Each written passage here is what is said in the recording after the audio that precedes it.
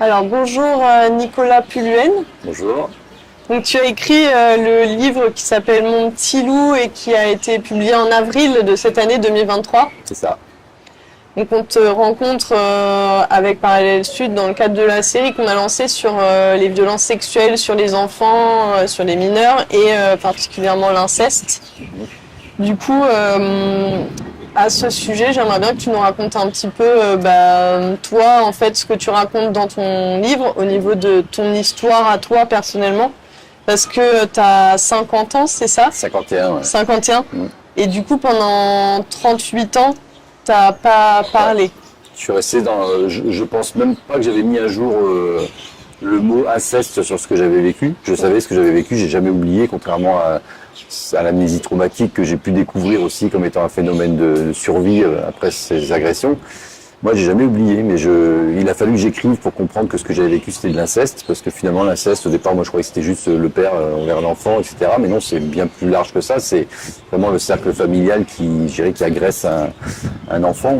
Donc, c'est ce que moi, j'ai vécu à l'âge de 5 ans avec un cousin germain qui m'a agressé pendant à peu près 2 ans. Pendant les fêtes de famille, très régulièrement. Oui, c'est ça. Comment ça s'est passé pour toi, du coup, avec ce cousin-là ? Dans mon souvenir, pour moi, le souvenir que j'ai la première fois, c'était dans une fête de Noël. On était chez ma grand-mère. C'est toujours là que ça s'est passé. Et quand je resitue ça par rapport au souvenir que j'ai, je devais avoir 5 ans. C'était l'année de mes 5 ans. Et ça s'est arrêté vers l'âge de 7 ans, après, quand on a déménagé et que j'ai commencé à aller moins chez ma grand-mère. Que surtout lui a commencé à moins y aller parce il avait 10 ans de plus que moi. Donc il était jeune adulte et que du coup, il venait plus chez la grand-mère comme avant. Donc là, ça s'est arrêté. Et voilà, mais après, j'ai jamais voulu en parler parce que j'avais beau savoir que ce qui se passait, c'était pas normal. Je savais par contre que si je parlais, ça allait foutre la zizanie dans la famille. Même tout petit, j'aurais pas été capable de mettre des mots sur ça, mais je comprenais que si je parlais de ça dans ma famille, ça allait créer des tensions, en tout cas que ça allait pas être beau. Ce qui allait se passer allait être vraiment un problème. Donc j'ai décidé de pas en parler, quoi. Et comment tu savais, tu avais cette intuition que c'était pas normal, justement ? Est-ce qu'on t'en avait parlé ? Non, jamais. Non, faut remettre ça dans le contexte, c'était en 77, 78, 79. On parlait pas de ça, quoi. C'est l'époque où on fumait des clopes dans la bagnole, les parents fumaient des clopes dans la bagnole, enfin c'était pas mon cas, mais pas de ceinture de sécurité, c'était une autre époque, hein. Donc on parlait vraiment pas de ça. Et je veux pas dire encore moins dans ma famille, parce que ma famille, plus qu'une autre, ça changeait pas grand chose, mais c'est clair qu'aujourd'hui, on n'en parle pas davantage. Bien que j'en ai parlé, on sent que il y a une chape de plomb sur le sujet, c'est une évidence, et comme dans beaucoup de familles. Mais pour répondre à la question, je pense que tout se passait dans le regard. C'est-à-dire que moi, quand j'étais agressé, mon cousin, il me parlait pas, quoi. C'était un mec qui s'intéressait à personne, à rien d'autre qu'à lui. Et quand il était avec moi, quand il venait dans le grenier me rejoindre, déjà c'était absolument anormal, parce qu'en temps normal, il jouait jamais avec moi. Donc il prétendait qu'il allait jouer avec moi dans le grenier, mais quand il était avec moi, en fait, il n'y avait jamais de parole. C'est-à-dire que il me soumettait par le regard, et j'ai ce souvenir que il n'avait pas besoin de parler, quoi. Et que la première fois, j'étais, je pense, sous le choc, et il y a une sorte de dissociation qui s'est opérée à chaque fois finalement, mais en tout cas la première fois j'étais sous le choc, et après les fois suivantes j'étais apeuré, quoi. Et voilà, après les choses elles arrivent, et puis on sait que c'est pas normal, mais on sait pas dans quelle mesure c'est pas normal. À 5 ans, 6 ans, 7 ans, on n'est pas en âge de comprendre ce qui se passe, on n'est pas sexualisé, voilà, mais moi tout ça je l'ai vécu, j'ai découvert ces choses-là malgré moi. Avec un mec qui avait 15 ans, quoi. Donc Et t'en as pas voulu, à tes proches, de pas s'en être douté ou pas avoir vu ? Non, parce que je pense que c'était pas possible, ils pouvaient pas s'en douter. Enfin, c'est en écrivant que j'ai compris qui aurait pu s'en douter.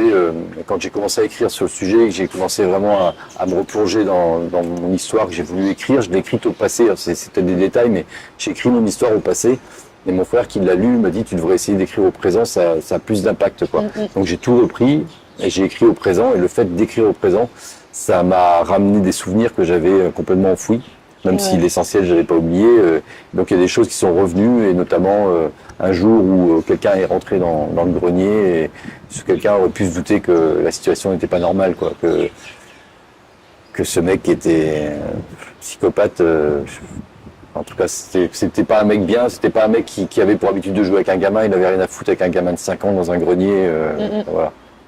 Il y a des choses qui auraient pu mettre la puce à l'oreille, en tout cas. Et donc, tu parles à certains moments finalement des différentes stratégies de survie que mettent en place les victimes de ce genre d'agression. Et quelle a été ta stratégie à toi? Alors la stratégie, c'est pareil, encore une fois, c'est quelque chose que j'ai compris après coup, en écrivant. Moi, j'ai décidé de vivre, hein, quoi. J'ai appelé mon récit comme ça, c'est se battre pour vivre. Moi, je me suis enfoncé dans tout un tas d'addictions rapidement, très jeune, et que j'ai traîné avec moi pendant des années. Ça fait que quelques années, on va dire, que j'ai arrêté de déconner avec tout ça. Mais ça a été tout au long de ma vie, quoi. J'ai fumé très jeune, et du cannabis et tout ce qui peut suivre après, la cocaïne, etc. Et c'était les seules manières que j'avais trouvé d'apaiser le mal-être que j'avais en moi et que je voulais dissimuler, puisque pour moi c'était impossible de faire autrement. Je devais le cacher, quoi. Je devais continuer à apparaître le mec jovial et plein d'entrain et dynamique que j'étais, quoi, aux yeux de tout le monde. Et ça faisait partie aussi des symptômes, quelque part, d'être hyperactif, d'être tout le temps sur plein de sujets différents, de monter des entreprises, de les revendre, d'en monter d'autres, de monter des associations, des concerts. J'ai toujours fait plein de trucs en même temps, et les gens, ils observaient ça comme si c'était phénoménal. Mais en fait, ce que j'écris dans le bouquin, c'est ce qui s'observait, c'était des symptômes, et rien de phénoménal du tout, quoi. C'était ça ou crever, quoi. Voilà. Parce qu'à l'intérieur, tu le vivais comment, du coup? À l'intérieur, c'est des images qui reviennent de façon intempestive, quoi. Ça aurait pu être comme ça, en train de parler, et puis l'image qui revient. Ouais. Et l'image et les sensations de la peau, de la pilosité, le goût, le couvre-lit sur lequel ça se passait. C'est pas juste une image, un souvenir rapide, c'est vraiment toute l'intensité du souvenir. C'est plein d'images, c'est l'image du lieu où ça s'est passé, avec la photo de mon père en communion à côté, le crucifix avec le brin de rameau, toutes ces choses-là, quoi. C'est toutes ces images qui reviennent. On aurait fait une interview il y a 2 jours. J'aurais pas été comme je suis aujourd'hui. Aujourd'hui, je suis pas super bien parce qu'en fait, avant-hier, il y a une photo de famille qui est ressortie dans un groupe là, de la famille. Et cette nuit, j'ai fait un cauchemar atroce où j'ai revécu. Ça faisait longtemps que je l'avais pas fait. Et ce matin, je me suis réveillé à 3 heures du matin en nage, quoi. En nage, comme ça m'a fait toute ma vie, quoi. Le sommeil, pour moi, mon sommeil, il est saboté depuis toujours, quoi. J'ai une dette de sommeil, mais à vie, quoi. Et ça le fait moins maintenant que j'ai écrit, parce que j'ai réussi à poser les choses, à être apaisé, mais je ne serai jamais guéri, quoi. La preuve. Il a suffi d'une photo, une contrariété pendant une journée, je me suis traîné, ça m'a impacté toute la journée d'hier, et cette nuit, ça n'a pas loupé, je suis reparti dans le passé, quoi. Et c'est le cas de tous ceux qui ont vécu ce genre d'agression. Est-ce que c'est possible de guérir de ce genre de traumatisme? Il y en a qui disent y parvenir. Moi, je tente d'y parvenir. Je pense qu'on n'oublie jamais. On peut pas oublier. On est obligé de vivre avec. Guérir, je pense que tu peux pas guérir de ça, quoi. Tu peux pas guérir d'avoir subi des choses aussi violentes, quoi. C'est pas un corps d'un enfant de 5 ans n'est pas fait pour subir ce genre de choses, quoi. Et puis encore une fois, c'est pas ce qu'on subit, c'est bête à dire, mais c'est pas ça le pire. Le pire, c'est les années qui suivent. C'est comment il faut vivre avec ça dans la tête pendant 10, 20, 30, 40 ans, quoi, comme moi j'ai vécu, quoi.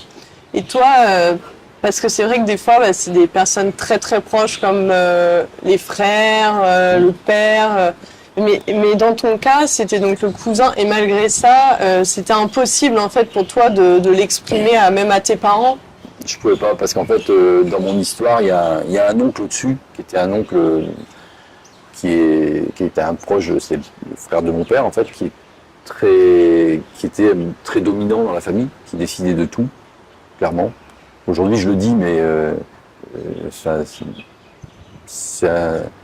Pour moi, c'était l'origine du problème. C'est cet oncle qui a créé ce personnage, qui a créé cette situation, qui fait que moi, j'avais pas peur de mon cousin. Mais si je parlais, j'avais peur de mon oncle, quoi. J'avais peur de... Je sais que plus tard, plus grand, j'ai imaginé parler. Et je me suis dit, mes parents me croiront. Mais il suffit que l'oncle en question dise c'est pas vrai, et ben ce sera pas vrai. Et pour preuve, aujourd'hui, mon oncle en question, il a vu ma tronche dans le journal, une page entière, il dit que c'est pas moi. Ah ouais. Voilà.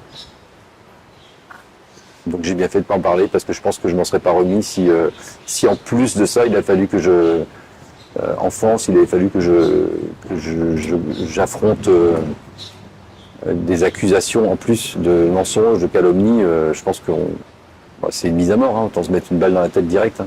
Et c'est combien de victimes ont vécu ce que j'évoque là. Moi j'ai eu cette chance-là de ne pas le vivre, quoi. Et j'ai eu la chance d'être assez fort sans l'avoir choisi pour pouvoir supporter et vivre comme ça, quoi. Mais non, mais on ne guérit pas. On ne guérit pas de ça. C'est impossible. Et ce que tu disais, c'est qu'il y a aussi des personnes qui en meurent, enfin, qui arrivent à... Ouais, parce qu'on parlait de statistiques, de savoir combien de personnes on estime à 160 000 personnes, 160 000 enfants chaque année qui sont agressés, mais donc ça ne peut être que, on va dire, déclaratif par rapport à des gens qui s'expriment, des enfants qui s'expriment ou des plaintes qui sont posées, mais là-dedans, on compte pas ceux qui, comme moi, ont passé presque 40 ans sans parler. Si on m'avait interrogé à l'époque, j'aurais dit bah non, voilà. Donc hop, un de moins dans la liste. Ceux qui se sont foutus en l'air, faut pas oublier qu'il y en a qui se foutent en l'air, et des ados, et des jeunes adultes, et des adultes, et des vieux. Voilà, c'est des choses qui peuvent arriver même à 50 ans. Je veux dire, à 50 ans, on peut crever d'avoir été violé à 5 ans. Ça, c'est une certitude, quoi. Et puis, il y a tous ceux qui sont dans l'amnésie traumatique, qui se souviennent pas, qui se souviennent plus, et qui vont vivre ce traumatisme, de revivre ça, de revivre ces souvenirs qui vont leur revenir dans la tronche un jour ou l'autre, quoi. Donc tous ces gens-là ne sont pas comptabilisés dans ces stades, donc je ne sais pas comment on sort ces statistiques, mais en tout cas, je suis intimement persuadé que c'est largement sous-évalué, quoi. Après, c'est juste mon impression, mais pour avoir écrit sur le sujet, pour avoir depuis un an quasiment beaucoup échangé, beaucoup travaillé sur les réseaux sociaux, je vois les retours que j'ai, je vois les témoignages que j'ai, y compris dans mon entourage. Le phénomène, il est ultra répandu. Ultra répandu. C'est catastrophique même. Ce qui est fou, c'est que on n'en parle pas et que ça se voit pas de l'extérieur, quoi. Et tu te dis comment toutes ces personnes aussi nombreuses le gardent à l'intérieur et sans le parvenir à le montrer. C'est pour ça que ça a été un choc pour beaucoup quand j'ai parlé, moi. Ouais. Parce que, y compris pour ma femme, ça a été très compliqué pour elle pas de croire, parce que la façon dont ça s'est passé, elle a pu voir que je fabulais pas. Mais ça a été compliqué pour elle de concevoir que j'avais pu cacher ça pendant si longtemps. Ça apporte un éclairage sur mes attitudes addictives, sur mes attitudes hyperactives, sur mes colères, sur mes moments de tristesse comme ça qui surviennent sans raison. Enfin voilà. Mais je suis pas tout seul, et encore, moi j'ai de la chance, je suis vivant. Voilà. J'aurais pu y passer. Il y en a plein qui sont plus là pour parler de ce qu'ils ont vécu. Il y en a qui ont vécu bien pire que moi. Mais bon, je crois qu'il n'y a pas de hiérarchie dans la souffrance. La souffrance, elle est là à partir du moment où on vit un truc qu'on n'a pas décidé et qu'on doit en plus être condamné à vivre avec, quoi. C'est une condamnation à perpète, quoi. Et du coup, toi, tu as commencé à écrire ce livre dans la volonté un peu une volonté un peu thérapeutique envers toi-même. J'étais pas dans l'idée d'être édité. Moi, j'ai écrit pour. C'était insufflé par ma femme qui m'a incité à écrire, je pense, parce que même si on n'en parlait pas entre nous, elle avait envie que j'aille mieux, je pense. Je suis même sûr. Et donc, j'ai commencé à écrire et c'est venu rapidement. Et comme il a fallu que je m'entoure de toute la sémantique qui entoure le sujet que je ne connaissais absolument pas, je me suis gavé de reportages, de rapports d'experts, de documents, de sujets. Et donc j'ai découvert toutes les différentes stratégies qui pouvaient exister de survie. Moi j'ai vu que j'avais pu y arriver sans pour autant être dans l'amnésie. Moi j'ai eu ce souvenir-là tout le temps, mais j'ai jamais j'ai jamais occulté et j'ai fait avec, quoi. Par contre, j'ai découvert qu'il y avait ceux qui occultaient complètement pour survivre. Il y a ceux qui sont dans le déni, qui savent que ça existait, mais qui le mettent de côté. Et puis, il y a aussi ceux qui reproduisent. Et puis, il y a ceux qui décident de crever. Voilà. Qui décident de se foutre en l'air, ou qui décident de, comme la deuxième histoire que je raconte, qui est la fille de mes amis, qui a vécu des choses pas marrantes dans son adolescence et qui est décédée de trop d'abus il y a 2 ans. Voilà, héroïne, cocaïne, crack, enfin, voilà, son cœur a lâché. Et pour moi, c'est une victime de ce qu'elle a subi à 14 ans, quoi. Je sais pas si c'est gentil de dire ça ou pas, mais pour moi, elle avait décidé d'en finir, quoi, depuis longtemps.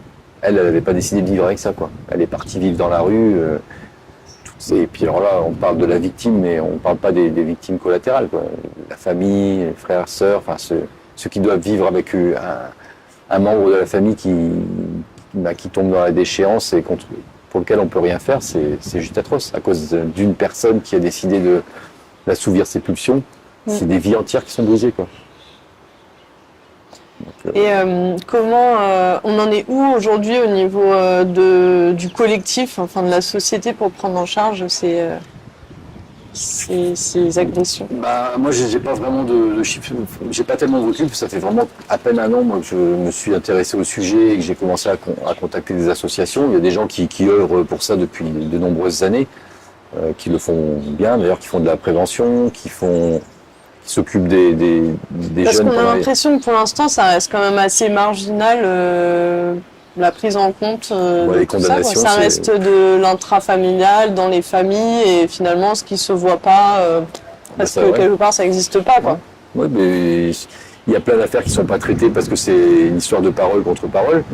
Et quand la famille décide d'étouffer l'affaire, ou quand ça se passe au catéchisme et que le curé est déplacé, et que la famille est catho et qu'elle veut pas que ça fasse de vagues, voilà, il y a tous ces aspects-là aussi. C'est des choses qui font moche dans le paysage. On n'en parle pas, quoi. Quand on parle de tabou, je vois pas ce qui dans notre société est davantage tabou que l'inceste, quoi. Je vois pas, j'ai pas d'autres exemples plus tabous que ça, quoi. Parce qu'on commence à peine à parler des agressions sexuelles sur les femmes depuis MeToo, depuis très peu de temps. Donc les mineurs, on en est encore loin, quoi. Pourtant, il y a beaucoup de gens qui se battent depuis des années pour ça. Mais voilà, je sais pas. Je saurais pas dire pourquoi, mais je pense quand même que les choses sont en train de changer. J'ai vraiment le sentiment que aujourd'hui, la parole de l'enfant, grâce à des commissions comme la Civis, justement, qui ont œuvré pour ça, qui est très récente. Ouais, ça fait 2 ans et normalement ça doit s'arrêter à la fin de l'année, alors que ça devrait toujours exister, ce genre de commission.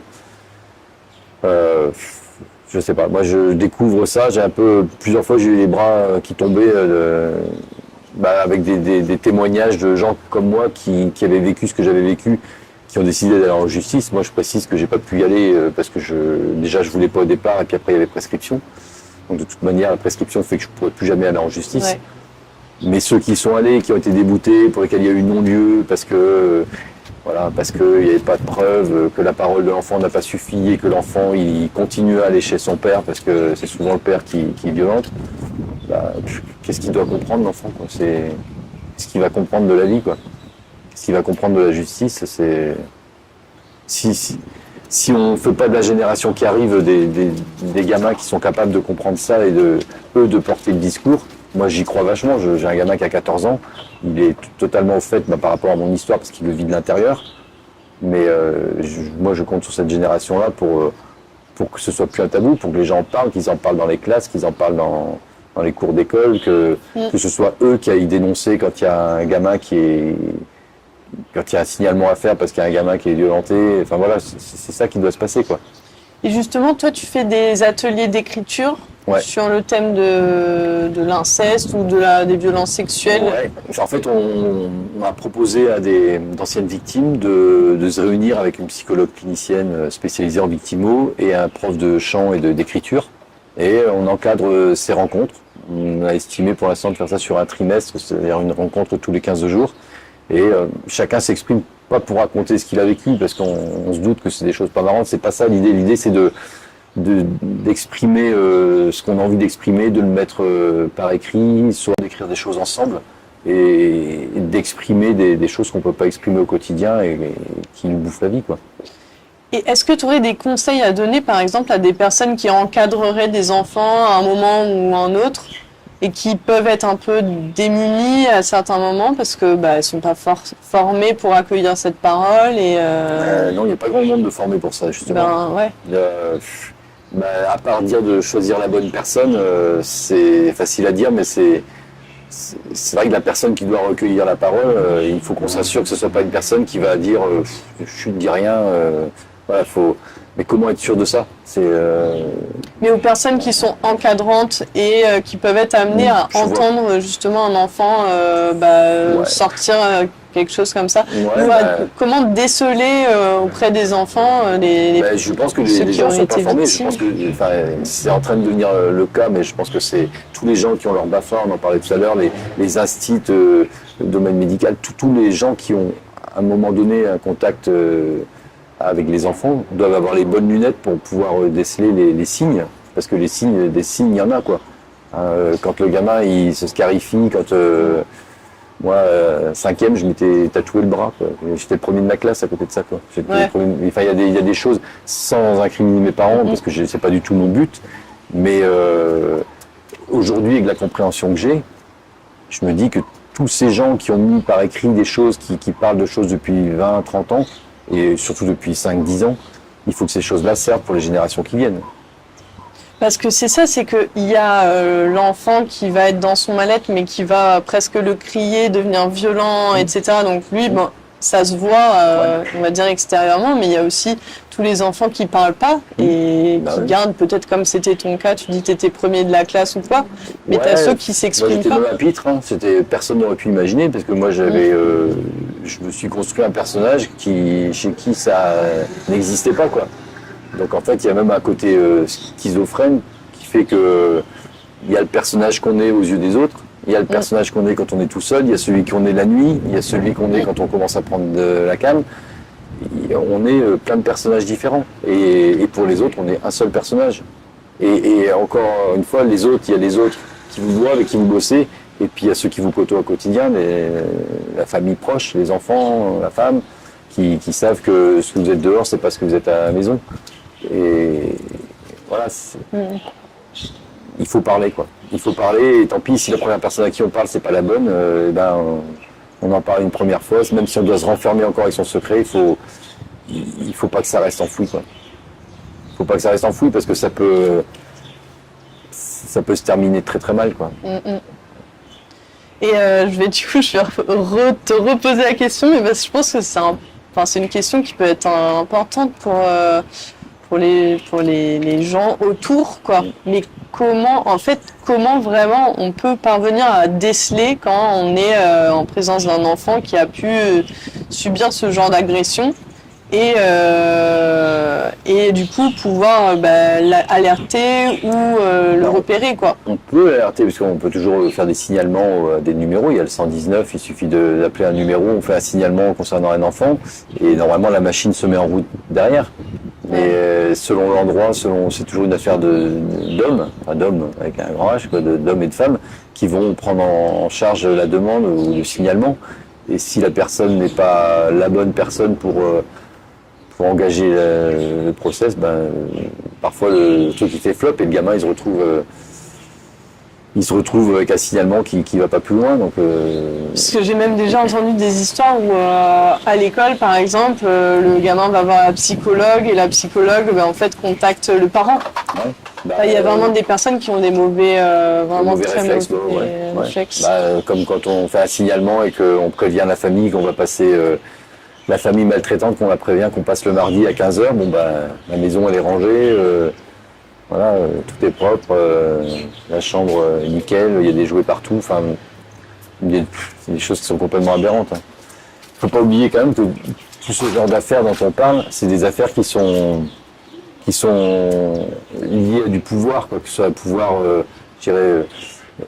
familial ou religieux ou dans le milieu sportif, c'est toujours fait par quelqu'un qui a l'ascendance sur l'autre. Et cette personne-là qui a un ascendant sur l'enfant, elle s'organise pour que rien ne soit évident. Et que le jour où ça peut percer, bah, sa parole suffise à dire non, c'est pas vrai, quoi. Donc c'est des gens qui mettent leur intelligence au service du mal, parce que c'est pas tous des abrutis avec un filet de bave à la bouche qui vont aller violer des gamins, quoi. Il suffit de voir des affaires comme l'affaire la Famiglia Grande avec Olivier Duhamel. C'est des gens érudits qu'on a portés au nu et qui sont des pires salopards qu'on puisse connaître, quoi. Donc il n'y a pas de milieu pour ça non plus, et je sais pas, moi j'ai pas de réponse là-dessus pour savoir comment on peut déceler. Ouais. J'ai pas assez de recul. Moi je sais reconnaître par exemple des gens adultes qui ont une souffrance par rapport à ça. Ah ouais. Ouais. Ça plusieurs fois je me suis dit que cette personne devait avoir subi des choses et je me suis rarement gouré, quoi. Et toi, tu le reconnais parce que comme tu l'as vécu toi-même, tu l'identifies chez l'autre directement. Ouais, je pense qu'il y a une façon d'être, je sais pas, ouais. Un côté un peu peut-être barjot aussi, parce que moi je reconnais peut-être avoir, hein, mais ouais, ça rend dingue. Hein. Après, on maîtrise sa folie comme on peut. Moi, j'ai toujours eu la chance d'être bien inséré professionnellement, d'avoir une bonne situation, mais c'est parce que j'étais bien entouré. Parce que j'ai eu 2 femmes dans ma vie qui m'ont épaulé et qui m'ont accompagné sans savoir pourquoi, mais qui étaient là en attendant, quoi. Et Comment il a été accueilli du coup ton bouquin quand il a été publié? par qui? Par la famille ou par... Par tout le monde, ouais, la famille, mais aussi les gens de manière générale. J'ai eu beaucoup de témoignages empathiques, enfin beaucoup de gens qui étaient vraiment qui étaient impressionnés par le courage que j'avais pu avoir de mettre ça noir sur blanc en faisant fi de toutes les conséquences que ça pouvait avoir pour mon image et pour le reste, parce que moi ici à La Réunion et à Mayotte, les gens me connaissaient pour autre chose, pour le boulot que je mène, pour les associations que j'ai, pour ce que j'organise et de montrer ma tête pour un sujet comme ça. Ça fait un électrochoc pour beaucoup de gens, quoi. Et ce qui a été fort, c'est qu'il y a des gens avec qui j'étais pas forcément copain, entre guillemets, dans les affaires par exemple, des gens qui ont pris la peine de m'écrire pour me féliciter, quoi. Des gens avec qui on se bat sur le terrain commercialement toute l'année, qui me disent chapeau, quoi. Et je trouve que c'est quelque chose qui est, voilà, on oublie, on se concentre sur l'humain et voilà ce que j'ai fait. J'espère que ça a porté ses fruits pour d'autres et que ça va continuer, quoi. Et d'ailleurs, ce que tu disais, c'est comme ça que toi-même, tu as pris conscience que tu étais concerné et que c'est ça qui t'a donné envie d'en parler aussi à toi. En regardant des reportages, comme des reportages 1 sur 5 qui a été fait par Carl Zéro et Mayra Cellier de Innocence sans danger.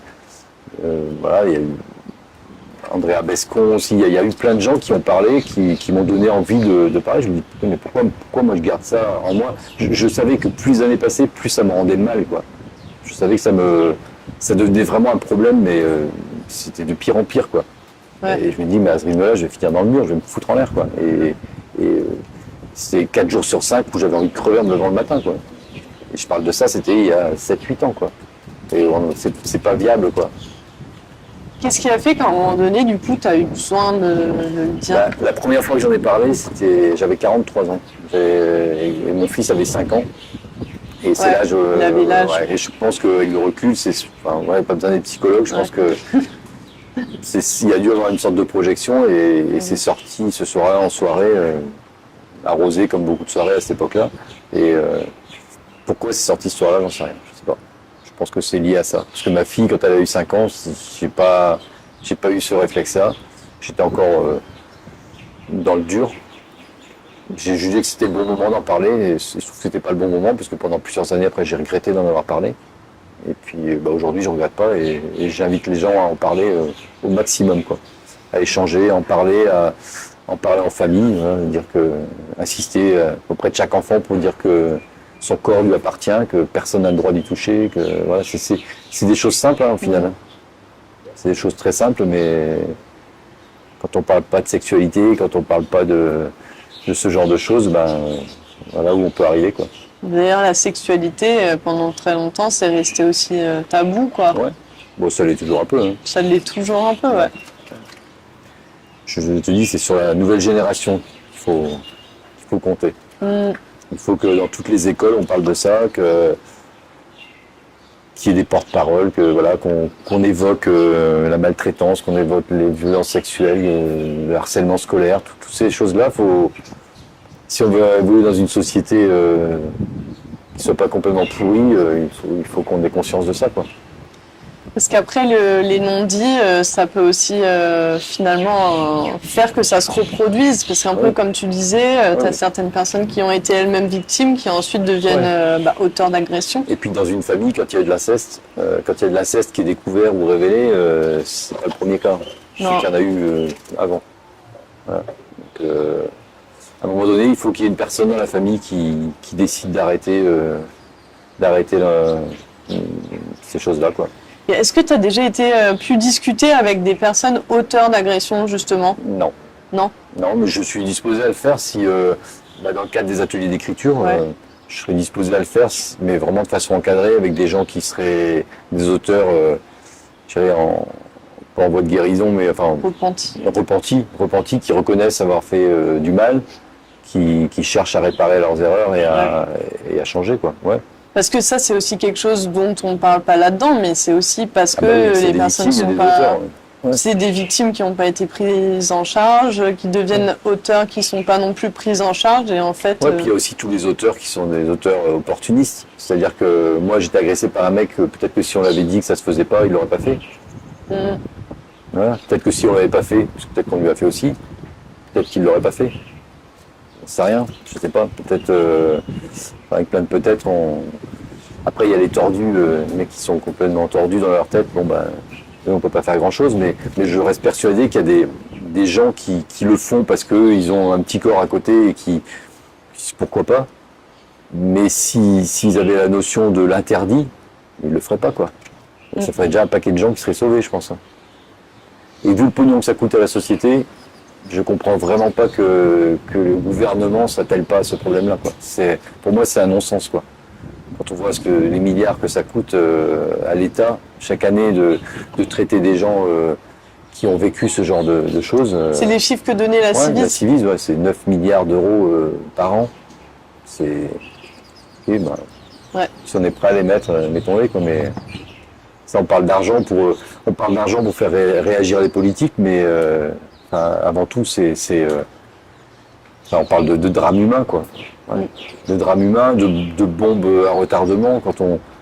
Quand des gamins n'ont connu que ça, qu'est-ce que vous voulez qu'ils aillent faire? Ils vont reproduire. C'est ce qu'on entend tristement dans les tribunaux, dans les témoignages. Un gamin qui aura connu que ça, il n'y a pas de raison qu'il ne reproduise pas, quoi. S'il n'y a pas de notion de mal dans ce qu'il a vécu. Puis en plus, quand les personnes sont finalement condamnées, souvent elles sont condamnées à des peines qui sont plutôt faibles, en fait. Ouais. Bah oui, parce que on parle de correctionnalisation des affaires, mais c'est exactement un des gros problèmes, c'est que comme les cours d'assises sont complètement saturées, du coup les affaires sont déplacées en correctionnel. Alors qu'on parle de viol, et des viols, on va en parler, on va transformer ça en agression sexuelle. Voilà. Et les condamnations sont pas les mêmes. Donc les mecs s'en sortent comme ça avec un peu de sursis. Pour peu que ce soit la première fois, ça va être 2 ans avec sursis, 5 ans de mise à l'épreuve avec des obligations de soins qui seront absolument pas contrôlées. Ouais. Voilà. Une mutation, on peut bien faire si dans le village le mec il a un site, il va aller à Mayotte défoncer des gamins. Je suis cru, mais c'est ce qui se passe, quoi. Voilà. Parce que tu fais des ateliers à Mayotte aussi. On va en faire, mais à Mayotte, on en a déjà fait. Tu as des contacts sur ce territoire déjà? Je travaille tous les mois à Mayotte. Je suis tous les mois. Tu sais comment ça se passe au niveau des agressions sexuelles? C'est encore pire qu'ici. Ah ouais. Dès l'instant où il y a plusieurs générations sous le même toit, comme c'est aussi le cas à La Réunion, quand il y a plusieurs générations sous le même toit, avec une promiscuité, c'est des choses qu'on rencontre beaucoup plus qu'ailleurs, quoi. Mais encore une fois, il faut en parler, quoi. Il faut en parler pour que les petits pères à La Réunion, ils sachent que ça se fait pas de tripoter la gamine qui commence à être formée, que on arrête de mettre des mains aux fesses du gamin quand il passe derrière la chaise, mais des trucs de base, quoi. On n'a pas touché le corps d'un enfant, quoi. C'est tout, quoi. Point barre. partir de là, il y a toute une éducation à refaire, quoi. Parce qu'il y a ce qui est toléré, et puis ce qui l'est pas, on le sait, mais c'est à la limite, et puis il y a tout ce qui est borderline, et puis voilà, et on sait pas comment, on sait pas ce qui se passe dans la tête d'un enfant qui est violenté comme ça. Enfin, il y en a qui vont jamais parler, qui vont se foutre en l'air, c'est la réalité, quoi. Et au niveau de la Réunion, toi tu proposes des ateliers d'écriture, mais est-ce qu'il y a d'autres initiatives, d'autres personnes qui pourraient aider justement, que ce soit les jeunes ou les familles? Ah bah EPA, oui, le CEVI, enfin il y a pas d'associations, les associations aussi qui font de la prévention, qui font de la prise en charge, qui vont même jusqu'à accompagner la victime et la famille quand il y a un accompagnement judiciaire à avoir. Accompagnement psychologique, etc. Mais tout ça, c'est des choses qu'on va mettre en place. Si moi j'arrive à obtenir des subventions, parce que c'est pas avec les seuls revenus du bouquin que je vais pouvoir financer tout ça, mais j'ai créé l'association aussi pour ça, pour pouvoir collecter des fonds et pouvoir ouvrir des samedis matins, par exemple, dans différentes communes, des séances de psy à des personnes en ouverture libre pour que les gens puissent aller s'exprimer. Ah ouais, d'accord. Peut-être donner, on en parle, mais peut-être donner des sorte de carte avec 5 ou 10 séances, parce que les gens ne peuvent pas se payer des séances de psy, mais en même temps, les psys, il faut bien qu'ils soient payés, donc ils vont pas travailler bénévolement. Donc c'est cet argent-là, peut-être l'affecter autrement que sur des ateliers d'écriture, parce que tout le monde n'est pas enclin à faire ce genre de choses. Tout le monde n'a pas envie d'aller s'exprimer avec des frères de misère ou des sœurs de misère, quoi. C'est pas, non, on n'a pas forcément envie de ça. On n'est pas forcément mûr dans son stade de victime pour en arriver là. Donc certaines personnes auront peut-être juste la possibilité d'aller s'exprimer face à face avec un psychologue, et ça déclenchera quelque chose ou pas, mais voilà, c'est ça qu'on aimerait faire. Et tu as d'autres idées? D'autres idées, ouais, j'en ai d'autres. Ouais. Alors, une fois que j'ai fait le livre, j'ai lancé l'association, et l'autre idée que j'ai, qui est peut-être un peu plus compliquée, qui est un peu plus utopiste, c'est que j'ai commencé à solliciter des artistes dont la voix porte. Ouais. Pour qu'ils écrivent sur le sujet. Voilà. Des gens comme Aurel San, Pomme, Renaud, enfin des gens qui sont... En plus au niveau national, du coup. Ouais. Des gens qui diraient, j'ai écrit cette chanson. Parce que quand on voit les chansons qui existent sur le sujet, L'Aigle Noir, pendant 40 ans, on ne savait pas de quoi ça parlait, Mon Petit Loup, il faut savoir que ça parle de ça. Enfin, il n'y a presque pas de chansons qui parlent de ça. Alors que si des gens comme ceux que j'ai cités, des gens connus qui ont vraiment un public, je dis n'importe quoi, même Jul, j'en sais rien, mais que des gens, même si c'est pas ma tasse de thé, mais des gens qui parlent aux jeunes, pouvaient écrire sur le sujet en disant voilà comment moi j'ai envie de parler de ça, et je trouve qu'on aurait réussi à démocratiser un peu le sujet, quoi. Et donc ça j'ai écrit à plusieurs artistes pour ça, quoi. Ouais. Voilà. Et tu as eu des retours positifs? Ouais, dans l'idée, certains m'ont carrément répondu qu'ils étaient d'accord, mais que pour l'instant, il fallait leur laisser le temps de voir de quelle manière ils allaient en parler. Ouais. Il y a Les Innocents, JP Nataf, qui lui m'a donné une chanson carrément, qu'il avait écrite il y a 20 ans sur le sujet, et qui n'avait pas été retenue par la maison de disques à l'époque. Et il m'a dit, voilà, je te la donne, c'est cadeau, t'en fais ce que tu veux. Donc on la fera certainement chanter par des jeunes à la Réunion, on enregistrera, et voilà, on va essayer de mettre en musique le sujet pour rendre un peu doux. Et voilà, parmi les idées qu'on peut avoir, c'est ça, c'est aussi s'il y a des écrits qui sortent, qui sont intéressants, peut-être de faire des recueils, voilà, de les imprimer, de les mettre à disposition dans les médiathèques, dans les cabinets de psychologues, etc. Voilà. Tout ce qu'on pourra faire, on le fera, quoi. Parce que du coup à La Réunion aussi, on peut penser à Noiro par exemple, qui a fait des chansons sur le sujet, qu'on a interviewé aussi. Ouais, mais à Noiro, je lui parlais de ce projet que j'avais, et évidemment si on... Tu peux en avoir d'autres artistes aussi, en créole. C'est l'idée de faire ça en créole aussi. Ouais. À Mayotte, il y a aussi une artiste avec qui on doit se voir pour parler de projet autour de ça. On a écrit une chanson, mais dans un autre cadre aussi, au mois de mai, avec un groupe qui s'appelle Minibus à Mayotte. On a fait un atelier d'écriture avec des enfants. On a écrit une chanson qui s'appelle Mon corps est à moi. Voilà. Mon corps m'appartient. C'est une chanson en français, puis après en shimaoré, et où on chante là-dessus, quoi. Ah ouais. Et cette chanson va sortir, sur le disque de Minibus le mois prochain, au mois d'octobre. Ok. Voilà. Donc plein de choses, on a plein de projets pour apporter de l'info, pour continuer à en parler. Voilà. Bah, merci beaucoup. Ouais. Et puis, bah, courage pour tous ces projets. Bah, ouais. Ok.